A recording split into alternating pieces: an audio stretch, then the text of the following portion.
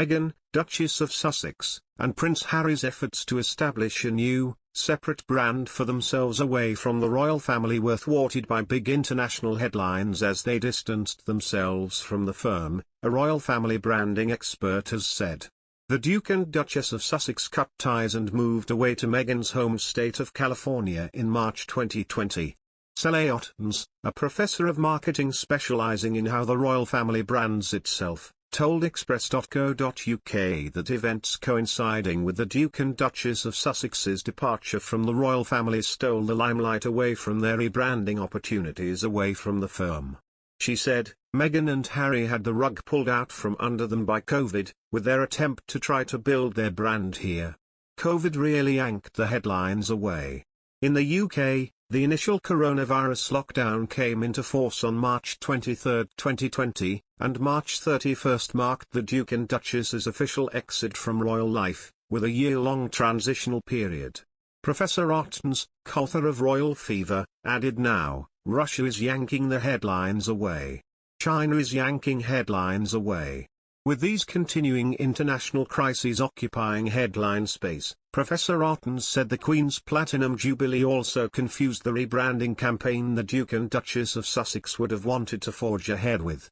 She said, in Britain, because the celebrations are happening there and they're starting now for the big Jubilee, it's more salient. She then described how they could not truly capitalise on their separation from the royal family because of how their behaviour was seen in America. She said of Megxit, I think their actions were perceived as individual, self-centered actions. Part of the issue with their branding, she claimed, was the Duke and Duchess of Sussex had not grasped the source of their popularity when they were part of the royal family, and therefore had difficulty carving out a new brand in the US. Meghan, 40, saw her popularity dip in opinion polls in the wake of the Duke and Duchess's relocation across the Atlantic as they severed ties with the firm. Professor Otnes commented, Meghan doesn't understand that the popularity that she could enjoy in that brand has everything to do with royalty and very little to do with Meghan, and very little to do with Harry. She believes their branding, as well as being disrupted by pandemics and international politics, or overshadowed by royal family celebrations in the UK, is further muddled by the message sent by their titles. Meghan and Harry continue to use the Duke and Duchess of Sussex title conferred on them by the Queen, although they have been stripped of the HRH elements, their military patronages and royal affiliations. Using the Sussex title, Professor Otnes said, then became a meaningless gesture only serving to perplex the public. She claimed, I think it's kind of meaningless. If you're not involved in the royal family, and you can't use the HRH, and the Queen has said to you, fine, if you don't want to be involved, you're not involved. What does it mean?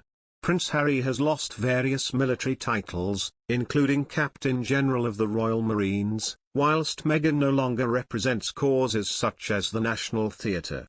They call John Wayne the Duke, that's what they call John Wayne. They called Elvis the King. Is this the level that we're on in terms of what these titles mean?